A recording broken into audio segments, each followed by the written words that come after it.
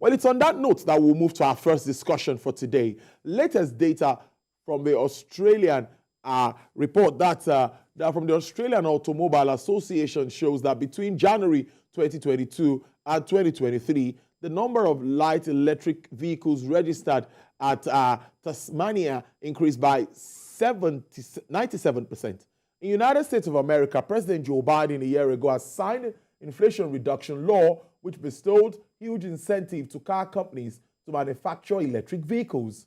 In the same vein, the federal government of Nigeria has indicated a strong commitment to partnerships with the private sector, of course, to make electric vehicles available for Nigerians amid hiking the price of PMS. Of course, electric vehicles is one of the most viable options as they can alleviate the stress of queuing for fuel or purchasing it at exorbitant prices.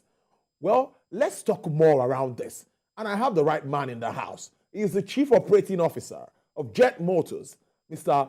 Oluwemimo Osanipin. Thank you so much. It's good to have you in the studio. Oh, thank you. Yes, like I said in my introduction, I'm saying that is it the removal of subsidy that is making us look so much at electric cars now, or we've been on ground, but government are, what do you really think, or what's the position of you guys that are manufacturing these cars at the moment? For us, electric vehicle has been on the card since the inception of the company.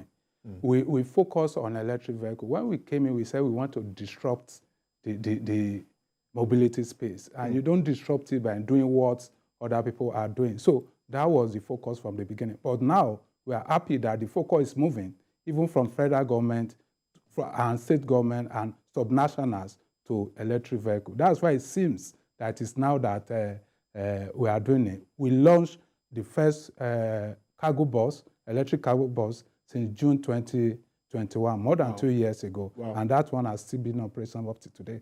How receptive has it been for government? And because at the time you met with NADDC, you did some presentations and all of that. How receptive is government and others to this, your initiative? Yes, now, maybe because of the removal of fuel subsidy, yeah. the reception has been encouraging. Because now, if you look at it, the truth is that world over, people are moving, and they are moving toward electric vehicle. We cannot afford to be left behind. If we say we don't want to move with the trend, they will move and leave us behind. God forbid that want to happen. So we have to start making efforts to move at the right direction. And again, when you look at it, it's a no-brainer. For example, per a kilometer, to fuel a vehicle now, a bus, a commercial bus, per kilometer is about 137 naira per kilometer for a commercial bus. The same thing, if the same kilometer is about 22 naira based on the power rate today, you can see 22 naira to 137 naira. So the gap, that is the gap in the cost of moving from one location to the other is so high when you use PMS compared to EV. So it's a no-brainer that people will start moving to the most efficient means of transportation. Aside from being efficient, and at least you're trying to tell us that it's cost-effective too. Yes. What more do we need to know about the advantages of an EV? Oh, the environment. Everybody is talking about the clean environment, our ecosystem. We don't need to destroy the ecosystem through this emission.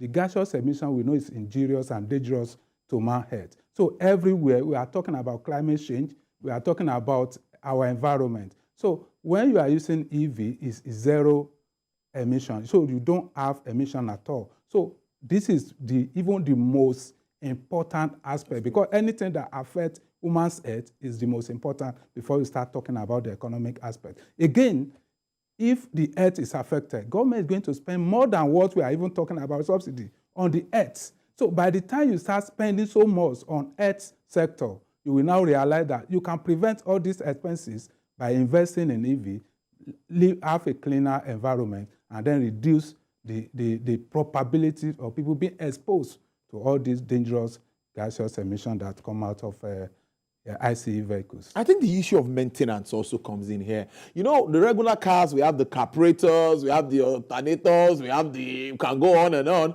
Do you have that in the EVs? Yeah, yes, let me explain that. Please go ahead. The ICE vehicle, when I say ICE, it's internal combustion engine vehicle. Okay. These are vehicles that use either PMS or use diesel. AGO, which is the one we call diesel. Diesel. So, again, the EV yes. has only what we call motor.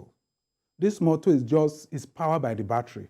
So you don't need to bother about servicing your vehicle. You don't need to bother about carburetor. You don't need to bother about fuel filter, anything, engine oil, nothing like that. You don't need all these ones. So it means you can reduce your maintenance cost. What you need to maintain are just the what we call the leg parts. That is the tire parts, shock absorber, all this one. So you are going to reduce your maintenance cost by about 87%. So you can look at the cost of maintenance is going to drop by 87% when you are using EV. So it's, again, as I said, it's no brainer. When you consider how cost effective it is, how you are going to reduce your maintenance costs, and again, the impact on the environment, the health of the citizen, you know that EV is a very good and efficient means of transportation. Let's talk about the charging infrastructure in Nigeria. I'm also concerned about this. Preparing for this discussion, I was thinking, what will Mr. Wimo tell us about how we can charge? Because many will say, we even lack power, our power supply is not yet there. So what are the plans, or what are you thinking will make it so easy for us to be able to charge these vehicles and, at the appropriate time? Okay, I always say when you are expecting something new, you need to prepare for it. So it is that preparation that matters. Just as the Director General of NADDC once mentioned, when the first IC vehicle, a petrol vehicle, came to Nigeria, as at that time, probably there was no filling station. But today, you have filling station everywhere. Again, the same applied to GSM. When GSM first came, it said, we are not going to have in rural area because of the infrastructure, they are not there. But when there is will, there is always a way. Again, let's relate that one to EV.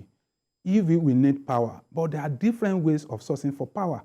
We don't even need to go through a national grid. You and the governor of... Yes. You don't even need to go through the national grid. Why? By the time we realize that this is what we need, the investment in that will come. Government only need to open the space and create that environment for people to invest in power generating ventures. Who says we have a lot of sun? We have sunlight everywhere. Yeah. We can use this one to generate electricity or power through solar. We can use wind. You can use water. You can use gas. So what that means is that we need to now redirect our focus on how well we can enhance all the things we have to generate power to sustain electric vehicle. We only need that investment. World over, I'm sure the whole world, they are ready. If they see the signal, and the signal is that government is ready to encourage this, everybody will be ready to invest in that. Ready investing in power generation, ready to invest either using solar, wind, or any other means, even gas the gas that we have now are flaring every day. This can be better used to generate electricity. And by the time you have the electricity, what again do you need? You need the charging infrastructure, which is the charging plant itself. People build filling stations on their own. People are going to build this charging station on their own. We can even start with existing filling station by putting this charging station there, by including charging station in the existing filling station. And again, government can come up with policy. Lagos State government can say, for you to build a shopping mall, any mall or any facility that is going to have minimum of 30 vehicles parked there at any point in time, you must make space for charging station. You start with this, and gradually everybody's using solar system. Everybody will start having this mini charging hub around the state. Before you know it, we have this thing all over the country. It's something we can do. I don't look at the problem. I don't look at the issues. I look at the solution to those problems. I like that. I like that. The solutions. And they are very key at this time. Okay, let me now ask you. You've already raised some of them. But if you are opportuned to sit with, let's just say, whoever becomes the Minister of Transportation, or whoever becomes, that has to do with electric vehicle, maybe Minister of Gas or Power, Electricity, as we expect. What sort of policies will you want to make your kind of business, to give you that soft landing, enabling environment for you to do better? Okay, about few weeks ago, we were in Abuja to attend a workshop on the validation of the EV policy, the one vehicle electrification policy that has been put together by NADDC. NADDC, yes. So by the time they put this thing together, I'm sure it's still passing through some refining. By the time it gets to National Assembly, get to the President, get to ESCO, and they look at it, most of the things that were raised in that policy, if they are implemented, is going to seriously transform the EV space in Nigeria.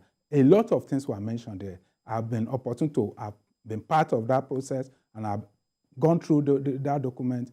If well implemented, it's going to change the face of electric vehicle in Nigeria. So what my advice would be, let's just quickly work on those policies and see how fast we can start implementing it, adopt it, and let's start implementing those. So you're moving around now from state to state. We see you talking to governors, talking to governments, talking to also the federal government, NADDC, and all of that. So what are the updates on that? How well are you? I asked about how well are they responding to adopting the use of these cars, and what more moves do you intend to make moving on? Okay, for everyone we have spoke to, everyone we have discussion with concerning EV are always positive about it, because this is a new thing that people have seen it. You have seen, they look at the proposal, they've seen live vehicle. You could see that Delta State governor drove one, NADDC drove one. And let me even tell you, NADDC has been using one since last year.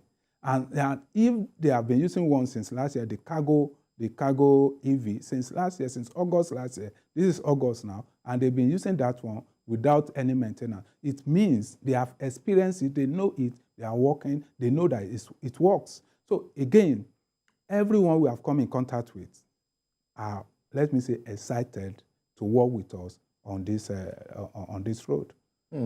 So looking ahead, looking forward, what more plans, Jet? I know there are some that will be in the kitty, but what more do you want Nigerians to know, to expect from your company as we move on? Okay, what we are expecting a Nigerian to see or hear from us on, number one is we want to, what I call family-friendly vehicles. So if you look at the vehicles we have, they are more of commercial, either passenger bus, cargo bus, used by companies. So we are looking at those ones that are not that expensive.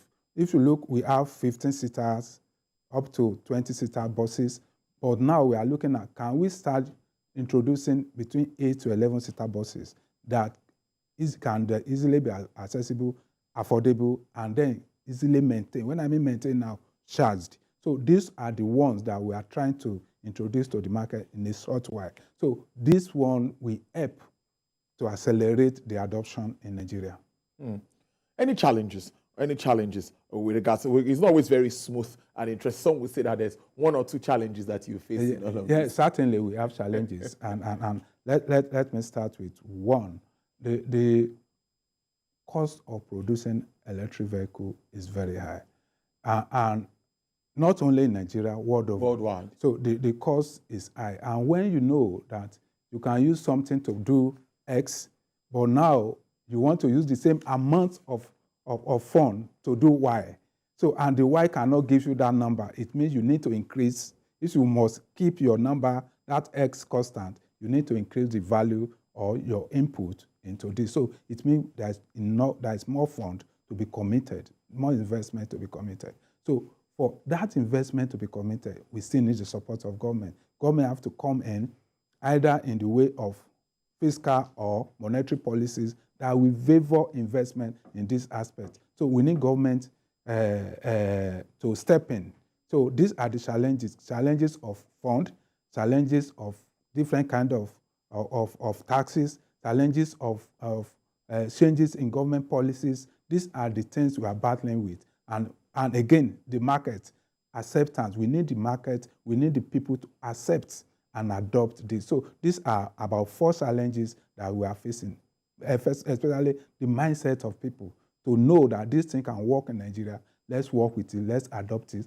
The tax issues, the investment, and the infrastructure that are not readily available. These are the challenges we are facing. But of course, with all of this, you still see light at the end of the tunnel, because I see the adoption in other countries like China, United States, and all of that. I see that many people are looking that route now. They just stop, plug their cars are being charged, and they move. I pray we get to that point someday. We will get there someday. We will get there someday. I'm positive we will get there. I must thank you so much. We are going to keep a tab on you, Mr. Oluwemi Moore or Sunny Pin. Did I get that right? You get Sunny it Pin. right. Thank you so much. It's good to have you, Chief Operating Officer, Jet Motors. We'll keep a tab on this and see how more government, more private entities start to take advantage of this, and we'll see the positive comparing to what we'll get with PMS. It's very important because a liter of fuel at above 600 and all of that, and compared to an electric vehicle that you can charge and move, seems to be like a step in the right direction. I'm thinking around already. Yeah, right direction. Right direction. Thank you so much. I'll have a great day. Thank you.